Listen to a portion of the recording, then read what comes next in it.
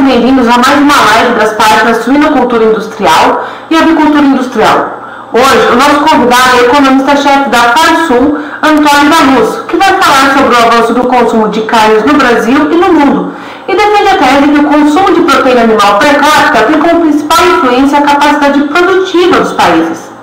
Antônio é economista formado pela Universidade Federal do Rio Grande do Sul, mestre em economia pela mesma instituição e doutor em economia do desenvolvimento pela PUC do Rio Grande do Sul. Antônio, primeiramente agradecemos pela sua participação aqui com a gente, é um prazer falar com você. Caroline, para mim, a satisfação é toda minha, eu estou muito feliz de estar aqui contigo, com todo o pessoal da avicultura, da suinocultura industrial. Acho importante a gente debater esse tema, acho importante em setores desse tamanho, dessa representatividade, dessa musculatura, nós precisamos entender de onde nós viemos e para onde estamos indo, né? Afinal de contas, somos empresários, somos uma cadeia longa, uma cadeia representativa na economia, no agronegócio. É significativo nós termos planejamento de médio e longo prazo e essas discussões, sem dúvidas, elas são bastante esclarecedoras e importantes para a criação dos nossos cenários, não só das empresas, mas do setor como um todo. Eu queria que você começasse, Antônio, comentando essa relação entre a capacidade de produção de carnes e o consumo interno. Bom, Carolina, assim, tem muitas pessoas que se enganam, tá? Elas acham que exportação é um problema, é um competidor do abastecimento interno, né? Tem gente que pensa assim, não, mas para aí, mas se o Brasil começar a exportar mais carne de frango, será que não vai faltar carne de frango para mim? Será que não vai encarecer lá na gôndola do supermercado para mim? Olha só, o pessoal está aumentando as exportações de suíno. Será que esse pessoal exportando mais suíno não vai faltar suíno para mim? Será que não vai encarecer o preço lá na gôndola para mim? E as respostas para essas perguntas, aliás, a resposta para todas essas perguntas é uma só. Não vai. Isso é um equívoco, não é isso que se verifica. Pelo contrário, por que nós afirmamos isso? O que faz com que tenha o produto na gôndola do supermercado? E o que faz com que tenha o produto na gôndola a um preço acessível para o consumidor? Disponibilidade. Ou seja, quanto mais disponível for a carne suína e a carne de frango, melhor tende a ser o preço para o consumidor. Não é produzindo menos que eu vou ter preços mais baixos. É o contrário, é produzindo mais que eu vou ter preços mais baixos. Não é produzindo menos que eu resolvo o problema da escassez, é produzindo mais que eu resolvo o problema da escassez. Então, quanto mais eu exportar, mais mercados que eu tiver lá fora, maior será a minha produção, necessariamente. Quanto mais eu vendo lá fora, mais eu tenho que produzir aqui dentro. Agora, por mais que aumente a minha demanda lá fora, sempre será mais fácil eu vender o meu produto para a pessoa que mora do outro lado da rua, do abatedouro, da indústria, enfim, do que vender para alguém que está do outro lado do planeta, né? Está dobrando a esquina do mundo, alguém que está a 12 horas de fuso horário daqui. É evidente que é muito mais fácil para uma pessoa dispor de produto para quando o país produz e a fábrica está ali do lado, quando o frigorífico, o abatedouro, enfim, está ali do lado, é mais do que uma pessoa num país que não produz. Então, o que acontece? Nós temos hoje uma condição de produção muito grande. O Brasil produz para muito mais do que ele é capaz de consumir. E isto, o primeiro grande beneficiário com isso é o consumidor, porque ele tem uma disponibilidade interna muito grande. Então, o consumidor, a dona de casa, quando ele vê a notícia no jornal, vê a notícia na TV, que o Brasil está exportando mais carne suína e carne de frango, ele tem que pensar o seguinte: olha, mais sobra para mim. porque para atender mercados lá fora, eles precisam produzir mais. E sempre a vantagem é minha, porque eu estou mais perto, eu compro mais barato, não vou atravessar o mundo com o produto. É diferente de quem olha do outro lado. Do outro lado do mundo, o cara pensa, puxa vida, para eu ter essa carga aqui, eu preciso fazer uma viagem em metade do globo terrestre para poder chegar o produto aqui em mim. Então, ele sim é um problema. Agora, para nós, não. Então, isto é uma coisa até meio lógica, mas agora vamos para os números. E, como mostra lá um estudo que nós fizemos, está disponível no site da Farsul, onde nós avaliamos a evolução do consumo per capita de carne bovina, de carne suína, de carne de frangos, de carne ovina, de 1990 a 2019, dados fechados, e as projeções para 2020 até 2028. E o que a gente vê? Os maiores consumidores de carnes são também os maiores produtores de carnes, exatamente por conta daquilo que nós estávamos falando agora, Carolina. Ou seja, quanto mais eu produzo, maior a minha disponibilidade interna, maior o meu consumo interno. São maiores consumidores quem são os maiores produtores. Quem não é grande produtor, não é grande consumidor. Nós, Brasil, nós brasileiros, que somos um país de renda média, não mais do que isso, não somos um país paupérrimo, não somos um país de terceiro mundo, somos um país em desenvolvimento, mas nós estamos longe de sermos considerados um país rico, longe. A renda per capita do Brasil, ela é realmente uma fração do que é americana, do que é dos países europeus, etc. E mesmo assim, nós consumimos proteína, nós consumimos carne de frango, carne suína, carne bovina, enfim, todas as carnes, mas em particular suína e de aves, que é o nosso principal público hoje aqui na live, nós consumimos essas proteínas em quantidades muito maiores que países muito mais ricos do que nós. Ou seja, há países no mundo que têm renda muito superior à brasileira e consome metade do que consome um brasileiro. Por quê? Porque antes de nós sermos qualquer coisa, nós somos produtores. Então, quanto mais a gente produzir, mais o brasileiro terá quantidade, qualidade e preço. Então, quanto mais exportar, antes de beneficiar quem está lá do outro lado do mundo, o maior beneficiado é o brasileiro consumidor interno. Você relaciona o consumo de proteína animal com o cenário socioeconômico do mundo, por exemplo, em momentos de crise. Como que isso ocorre? Sim, essa é outra revelação importante do nosso estudo. A primeira coisa que fica muito, muito clara: quanto mais um país produz, mais o povo daquele país consome. Ponto. Quanto menos aquele país produz, menos ele consome. Assunto encerrado. Isto são os números que mostram, não somos nós. Países que não produzem precisam ser muito ricos para poder consumir algo, ainda assim, menos do que os produtores. A segunda coisa que fica muito claro, é que o consumo de carnes está associado ao ambiente econômico.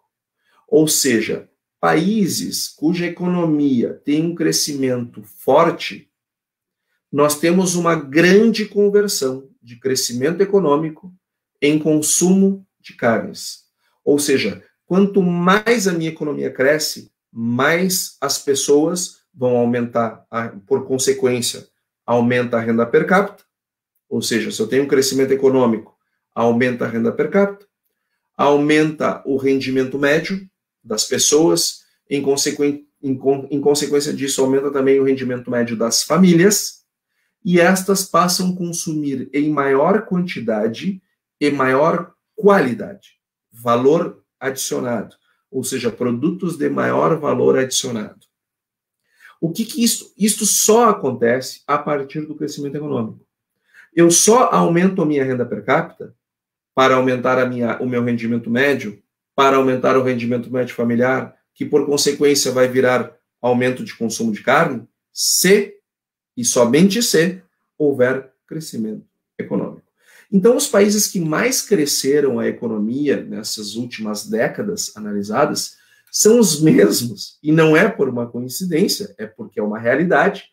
Quanto os países que mais cresceram a sua economia foram também aqueles que mais aumentaram o consumo interno de carnes. Ao passo que os países que menos cresceram, sobretudo os países europeus, os países que menos cresceram também foram os países que menos cresceram o seu consumo per capita de carnes. Ou seja, se eu vou olhar, se eu olho, e o contrário também é verdadeiro, isso é importante que se diga. A economia, ela age no sentido direto, né? Ou seja, tanto quando a economia cresce, o consumo cresce, quanto também quando a economia cai, o consumo cai. Há um efeito direto, nunca inverso, sempre direto, na mesma direção. Economia cresce, consumo cresce. Economia cai, consumo cai. Então, nós vemos ali, nos anos de 2008, 2009, aquela grande crise mundial por conta lá do subprime americano, nós tivemos uma redução do consumo de carnes no mundo, 2008, 2009, 2010. Quando nós olhamos lá para o final da década de 90, nova crise do petróleo, crise da Rússia, crise dos tigres asiáticos, nós vimos claramente também um recuo da economia mundial e, por consequência disso, um recuo no consumo de carnes. Aqui no Brasil, que nós passamos pela crise de 2015, 16, que tivemos PIB negativo, o consumo de carnes interno caiu bastante. E só nosso setor, agora falando o setor nosso, da avicultura e da suinocultura, não sentiu tanto, embora tenha sentido sim, mas não sentiu tanto, porque com a crise de 2015 e 2016, a taxa de câmbio ela se elevou. Ela sai de um patamar de 2 e pouco, 2,20, 2,30, que era a pré-crise, e quando a crise começa, que culmina com o impeachment do ex-presidente Dilma, o câmbio sai de 2 e pouco para 4 e alguma coisa. Então, esta mudança de patamar cambial permitiu que a gente conseguisse vender lá fora o que o brasileiro não estava consumindo aqui dentro. Mas não foi uma coisa simples, foi um processo, não foi fácil. Então, o que a gente vê? Em qualquer país do mundo, ou olhando os países de maneira agregada, a economia interessa, a economia importa. Então, economia não é assunto de economista apenas. Economia é uma questão extremamente importante para o pessoal dos suínos, para o pessoal das aves, fazer o seu planejamento. Planejamento de escala, planejamento de oferta, planejamento de abate, planejamento de comércio. Ou seja, eu preciso olhar para a economia, porque quanto mais a economia se expande, mais o consumo de carne suína e de aves se expande. Quanto mais a economia se contrai, mais o consumo dessas carnes se contrai também. Então, nós precisamos estar sempre atentos ao que está acontecendo com a economia para que tenhamos um planejamento em cadeia adequado ao que vem por aí e que temos pela frente. Você destaca que o Brasil ampliou em até 3 vezes o consumo de carne de frango a partir de 1990. A que se deveu esse crescimento? Olha, nós tivemos uma série de fatores, todos econômicos. O primeiro, não tenho dúvida, foi a estabilidade econômica, né? Nós saímos lá da hiperinflação, o Brasil, para quem não sabe, tá? Não é economista como eu, nós economistas do mundo inteiro estudamos a inflação brasileira, tá? A inflação brasileira e a inflação da Alemanha, que havia até a década de 30, elas são inflações famosas no planeta, de tão grande e de tão duradouras que foram. Então nós tínhamos uma hiperinflação, e a hiperinflação, o que ela faz? Ou a inflação, de uma maneira geral, o que ela faz? Ela corrói o poder de compra da moeda. Ao corroer o poder de compra da moeda, ela corrói também a renda média das pessoas. Porque o fim do mês começa a chegar, ou melhor, o fim do salário começa a chegar cada vez antes do fim do mês. Cada vez, a cada mês que passa, o final do salário vai chegando com uma distância cada vez maior do final do mês, porque eu vou tendo o meu poder de compra corroído. Isso é uma forma de destruir riqueza. A inflação, portanto, destrói riqueza, destrói poder de compra das pessoas. Então, o que acontecia? Nós gerávamos PIB, gerávamos crescimento, e a inflação ia lá e abocanhava esse nosso esforço, essa nossa produção. Com a estabilidade econômica que aconteceu a partir de 94, com o RV, depois o Plano Real em 95, nós tivemos um fortalecimento do poder de compra da moeda, fortalecimento hoje, que dura até hoje. Se pararmos para pensar, o Plano Real já tem 25 anos, e até hoje é difícil chegar com uma nota de R$100 no estabelecimento, né? Até hoje. A gente chega para pagar com uma nota de R$100, a pessoa diz, não, quem sabe paga no cartão, mesmo que seja R$10, porque é ruim dar troco, até hoje.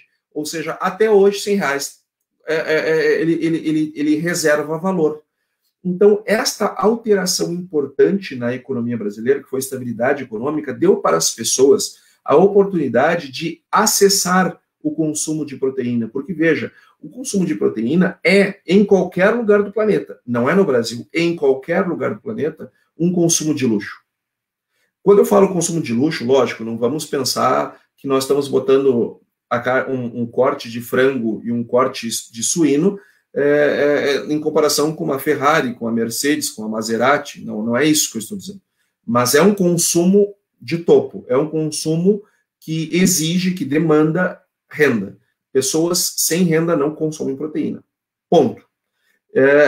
Então, o que aconteceu? Com o fortalecimento da moeda e o fortalecimento da economia, as pessoas passaram a acessar o mercado de consumo de proteínas, que antes era um mercado mais restrito no Brasil. Só pessoas de classe média, média alta e alta eram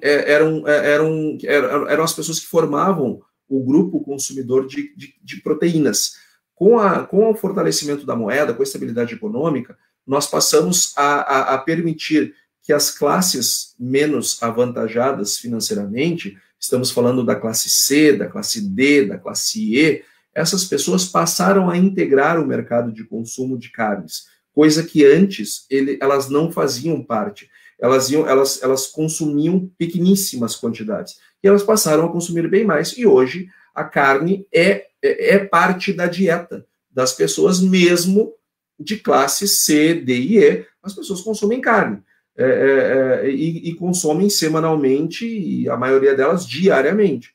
Então, isso só foi possível, primeiro, por conta da estabilidade econômica. Depois, nós tivemos um processo de crescimento econômico no Brasil, que, ok, ele é lento, ok, ele é abaixo da média dos emergentes, mas ele aconteceu. Então, esse crescimento econômico que aconteceu no Brasil dos anos 90 para cá, de novo, abaixo da média dos emergentes, mas aconteceu. Nós também tivemos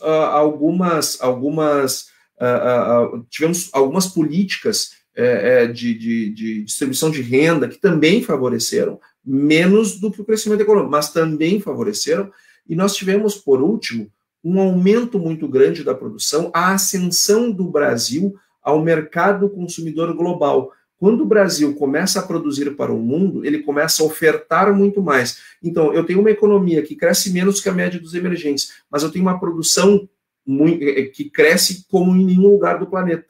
Então, essa combinação permitiu que nós, hoje, sejamos um país comedor de proteína animal, que em qualquer país do mundo é um consumo de luxo. Quem costuma ir à Europa, eu tenho certeza que muitas das pessoas que estão nesse momento acompanhando a live são pessoas que têm o hábito de ir a outros continentes e principalmente o pessoal de suínos e aves participar de feiras internacionais, enfim, para vender lá o produto brasileiro, sabem do que eu estou falando.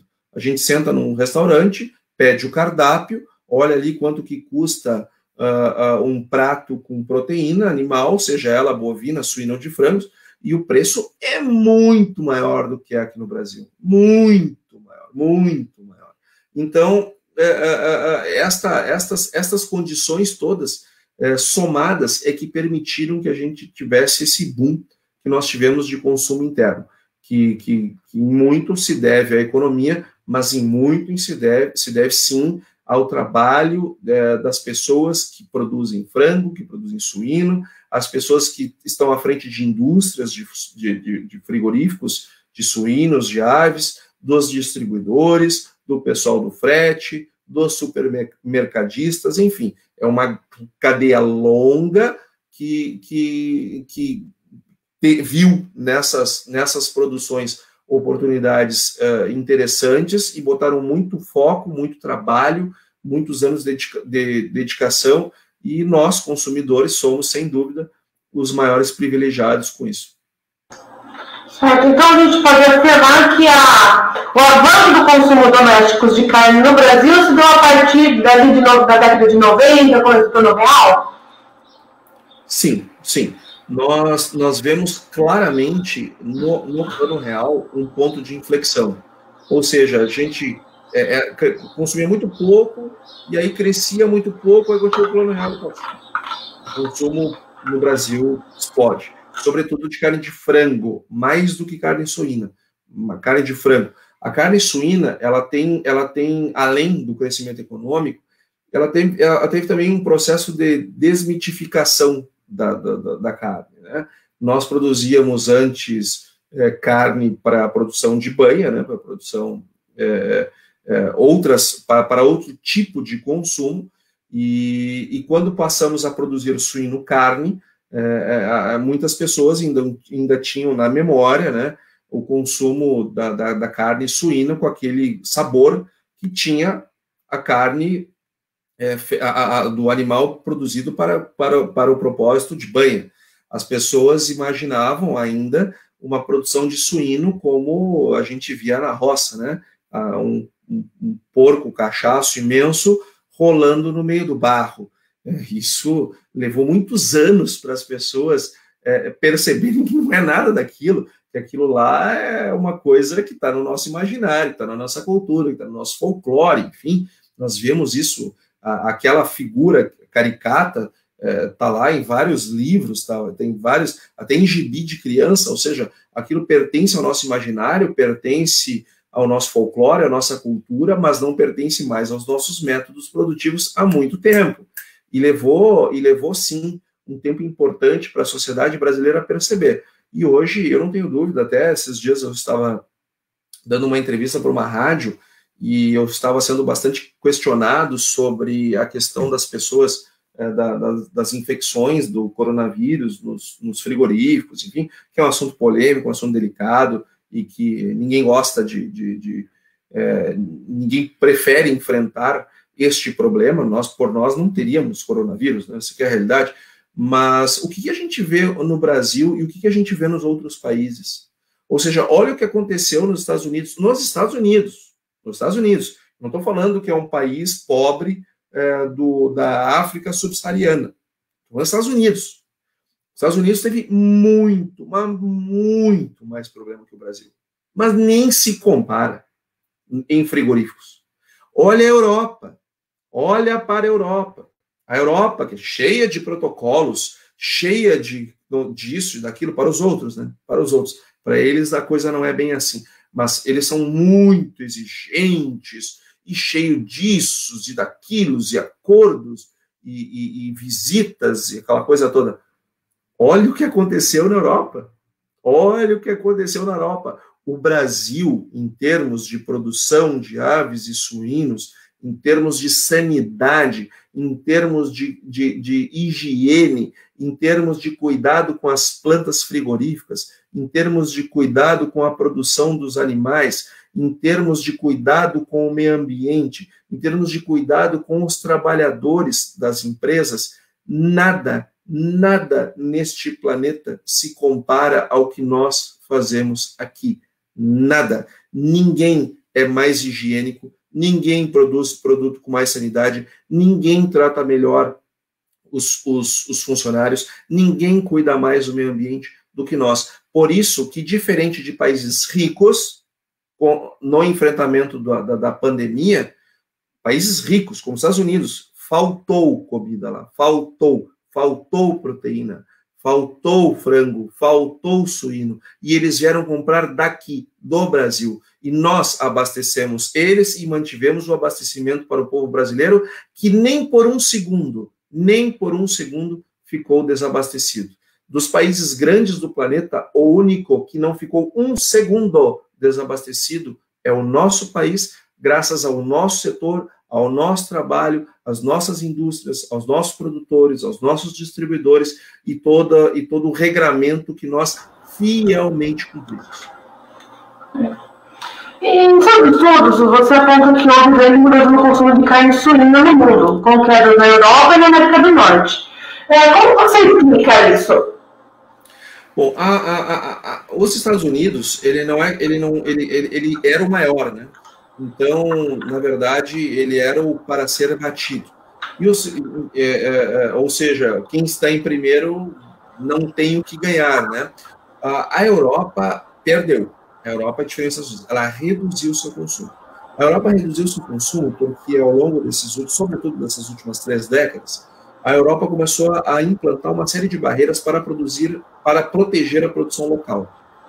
Não cabe aqui, não é esta a discussão, mas são escolhas que as nações fazem. Eles privilegiaram os produtores deles. O mundo não faz isso, o mundo privilegia o consumidor, o que, no meu entendimento, está correto. A gente não tem que privilegiar o produtor, a gente tem que privilegiar o consumidor, o produtor que se vire, o produtor que seja competente, o produtor que vá ganhar competitividade, o produtor que brigue pelo seu espaço. Esta é a minha visão. E acho que nós só somos o que somos enquanto agronegócio, enquanto produtores de proteína, porque sempre fomos expostos à concorrência. Porque isso fez com que o industriário brasileiro, que o produtor brasileiro corresse sempre atrás da máquina, sempre atrás da concorrência, sempre querendo melhorar, e hoje, não tenho dúvida, nós somos o melhor do mundo.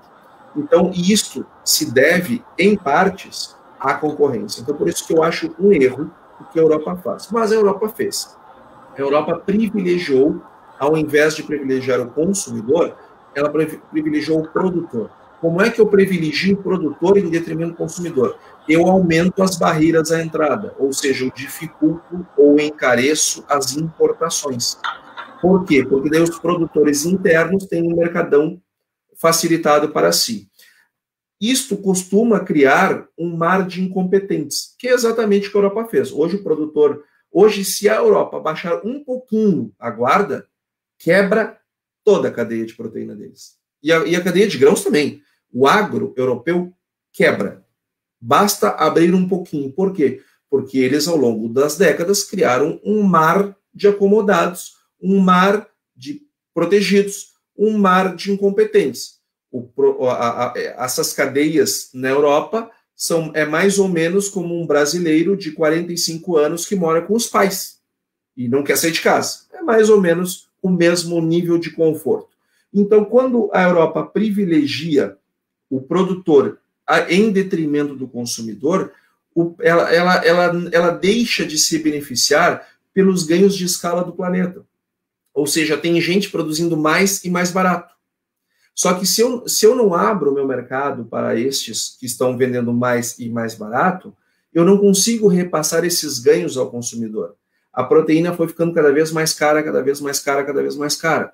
Logo, e hoje é caríssimo. Logo, mesmo eles sendo países ricos, eles terminam consumindo menos proteína do que nós.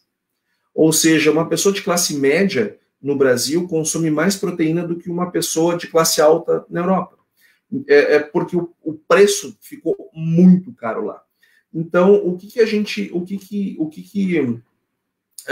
nós percebemos? Houve um recuo das posições que a Europa tinha lá nos anos 90, eles foram perdendo posições. Perdendo para países emergentes. Países que antes consumiam muito pouco porque tinham muito pouca renda, mas que ao longo desses últimos 30 anos ascenderam para o consumo. É o caso do Brasil, não tenha dúvida, mas principalmente em termos de crescimento, nada se compara aos países asiáticos. Os países asiáticos deram um salto muito grande. Claro que a China, né, porque tem que multiplicar por 1,2 bilhão de pessoas sempre, né? Então é lógico que, do ponto de vista absoluto, a China ela é um caso singular, mas não é só a China. Nós vemos o Vietnã, nós vemos a Coreia do Sul. A Coreia do Sul, as pessoas não percebem, mas no início dos anos 80, a Coreia do Sul era pobre de maré de si. Aqui no Rio Grande do Sul, inclusive, o estádio do Beira-Rio, ele tinha, na época, agora ele está todo reformulado, todo muito bonito, sou gremista, tá? Mas reconheço o estádio do Internacional, um estádio muito bonito, e só que na configuração anterior, uma das configurações anteriores, ela tinha uma ala, que era uma ala popular, que se chamava de Coreia, em referência à Coreia do Sul. Por quê? Porque Coreia era sinônimo de pobreza. Ou seja, o anel inferior, o anel popular, aquele que o ingresso custava muito, muito pouco, ele era chamado de Coreia. Pois a Coreia, que hoje é um dos países mais ricos do mundo, é um país que cresceu absurdamente seu consumo de proteína animal, em particular suínos. Então, nós temos o Japão, nós temos a Coreia, nós temos a China, nós temos Taiwan, nós temos Vietnã, nós temos vários países do Sudeste Asiático, e às vezes países que, quando a gente bota do lado da China, parece pouco, mas quando você pega só ele e olha, ele é enorme. Tem países que, para os padrões asiáticos, não é tão populoso, mas vai olhar, tem 200 milhões de pessoas lá dentro. Então, a Ásia como um todo, os países da Ásia, de uma maneira geral, do lado mais leste, eles são países, sim, que tiveram uma ascensão no consumo per capita muito, muito grande. De novo, vinculado ao crescimento econômico. E a gente vê, e aí fazendo de novo um link, Caroline, ao crescimento econômico, quando a gente retrocede um pouco esse estudo e olha ali 1988, o ano que caiu o Muro de Berlim, é impressionante o que acontece depois da queda do Muro de Berlim. Ou seja, os países asiáticos até 88 estavam fora do consumo. Passa 88, cai o Muro de Berlim, eles começam a implantar um processo de capitalismo naqueles países, eles estão crescendo até hoje, e o consumo de proteína explode e cresce exponencialmente, e a queda do Muro de Berlim, sem dúvida nenhuma, foi um ponto de inflexão na trajetória de consumo de proteína animal deles. Agora, eu queria que você explicasse um pouco para a gente como que esses estudos sobre o consumo podem contribuir para a indústria de aves e suínos brasileira. Olha, eu tenho a mais absoluta certeza que esses estudos, eles são muito úteis para o planejamento. E nós, enquanto entidade, enquanto Farsul, nós desenvolvemos esses estudos justamente com este objetivo, para que os empresários do setor, sejam eles produtores, sejam eles industriários, eles olhem para esses números e se planejem. Ou seja, quando eu olho, por exemplo, o preço do suíno, nas últimas 4 semanas, aumentou cerca de 20% aqui do Rio Grande do Sul. Se eu olho para esse dado, qual é a sensação que eu tenho? Opa, eu vou produzir mais. Eu vou aumentar a minha produção. Eu vou aumentar ou vou entrar nesse mercado. É isso que o número nos sugere. Só que isto é um erro. Isso está errado. Não é assim. Nós não podemos tomar uma decisão de repercussão no longo prazo olhando para dados de curto prazo. Eu vou olhar para esse número e eu vou tomar decisões. Subiu 20% o preço do suíno no Rio Grande do Sul. Bom, eu vou tomar decisões de curtíssimo prazo pensando nesse número. pensando nesse número, curtíssimo prazo. Agora, entrar no mercado, dobrar minha capacidade produtiva, aumentar 30%. Bom, se eu vou fazer um investimento, esse investimento eu vou pagá-lo ao longo dos anos e não ao longo das semanas. Então eu preciso ser, o meu projeto precisa ser viável economicamente. O meu investimento precisa ser viável economicamente. E para eu ver se o meu negócio é viável economicamente, se o meu projeto que eu estou a fim de fazer é viável economicamente, eu não posso olhar para os dados de hoje. Eu tenho que olhar para os dados de médio, longo prazo. Porque do mesmo jeito que agora o preço da carne está bom, está num bom patamar, mas ele é puramente recuperação, porque lá em abril nós estávamos com preço na lona. Então, como é que eu vou tomar uma decisão de longo prazo sabendo que o mercado é assim? Eu não posso. Eu preciso tomar decisões de curto prazo olhando para os dados de curto prazo e tomar decisões de longo prazo olhando para os dados de longo prazo. Dados de curto prazo é só o que tem disponível, mas dados de qualidade de longo prazo, eles são escassos. Por isso que volta e meia a gente para na sessão econômica e estuda essas coisas, estuda esses setores, estuda essas trajetórias para mostrar para os empresários, tirar eles do olhar ali da pedra, né, do preço do dia. Só não, gente, vamos sair agora um pouco e vamos olhar o nosso setor de longe. Vamos olhar em terceira pessoa. Vamos olhar o nosso mercado de fora para dentro. E vamos ver se daqui a gente investe nesse negócio ou não investe. Porque quando o preço está caindo, a sensação que dá é que o mundo vai acabar, que aquele é o pior negócio do mundo. Quando ele cresce 20% em 4 semanas, parece que descobriu-se o ouro de novo, né? E nenhuma das duas coisas são verdadeiras. Onde é que está a verdade? Quando a gente olha o longo prazo. Então, quando a gente olha para estudos como esses que nós elaboramos, nós descobrimos aonde é que o mercado está crescendo, aonde é que ele está decrescendo, com quem eu tenho que firmar parceria, com quem eu não preciso me preocupar tanto. Por exemplo, a gente vê assim uma obsessão pela Europa. Eu preciso exportar para a Europa. A Europa não compra nada, sabe? Não compra nada e está diminuindo. E ainda vem para cá, vem para o Brasil, bota defeito em tudo que nós fazemos, faz um escarcéu, enche. Assim, ó, a Europa é aquele cliente que entra na tua loja, certo? Ele tem uma loja igual a tua, mas ele vai lá bisbilhotar a tua loja, ele entra na tua loja com cara feia, ele experimenta todas as roupas que ele enxerga pela frente, ele bota defeito em todas as peças, ele ocupa um vendedor e depois vai embora e não compra nada. Ainda sai falando do teu produto. Isso para mim é Europa. Eu não estou preocupado com o que a Europa pensa. Eu estou preocupado com o que os Estados Unidos pensam. Eu estou preocupado com o que o Canadá pensa. Eu estou preocupado com o que os chineses pensam. Eu estou preocupado com os israelenses. Eu estou preocupado com os asiáticos de uma maneira geral. Eu estou preocupado com quem nos compra, pensa. É isso que eu estou preocupado. E essas coisas a gente só percebe quando a gente sai do mercado e olha ele em terceira pessoa. Olhando os dados de médio e de longo prazo, a gente enxerga quem está crescendo, quem está decrescendo. Será que vale a pena eu me aliar com quem está decrescendo? Será que não vale a pena eu ceder um pouco mais para quem está crescendo?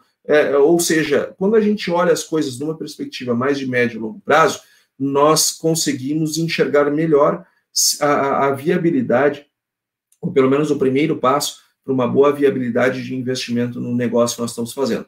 Da mesma forma que se eu fosse dono de uma lojinha da Kodak nos anos 90, eu queria que alguém me dissesse que está surgindo celular que bate câmera, estão pesquisando esse negócio, que esse vai ser o futuro, é bater foto com câmera digital. Da mesma forma que se eu fosse dono de uma videolocadora dos anos 90, eu queria que alguém me dissesse, olha, gente, não é a realidade de hoje, mas tem gente aí pesquisando um tal de streaming. Mas o que é streaming? Não, streaming é o seguinte, vai poder ver no celular, no computador, na tua Smart TV, vai ter coisas como Netflix, como Now da Net, como Cine Sky, ou seja, eu vou poder comprar o filme que eu quiser, entendeu? Então, eu não vou precisar mais, as pessoas não vão precisar vir mais aqui, então fica ligado.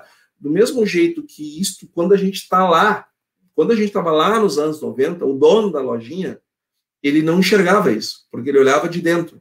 Agora, quando a gente sai e olha as coisas em perspectiva, a gente sai do negócio e olha de fora. E decisões de longo prazo, sair, entrar, ampliar, não são decisões de curto prazo, são decisões de longo. Então, a gente tem que fazer esse exercício e foi com essa intenção que nós fizemos esse estudo. Ajudar o setor de aves, ajudar o setor de suínos, ajudar o setor de carne bovina, enfim, ajudar os produtores de proteína animal. Antônio, a gente vê alguns países que usam os preços futuros, né? No caso do suíno, como os Estados Unidos, né? E agora o Canadá também está pensando em adotar. Eu queria saber a sua opinião sobre a utilização de preços futuros no mercado de suíno. Olha, eu vejo o mercado de derivativos, de uma maneira geral, com muito bons olhos. Porque o mercado, os preços futuros, eles sempre não, né? Mas olhando do ponto de vista da nossa cadeia, sempre tem hedgers, ou seja, pessoas que buscam o mercado futuro com o objetivo de se proteger das oscilações de preço. E nós temos mercados cuja volatilidade do preço é bastante grande, seja por conta do preço em si do produto, que nós estamos falando, seja por conta da taxa de câmbio, que é um fator de influência bastante forte.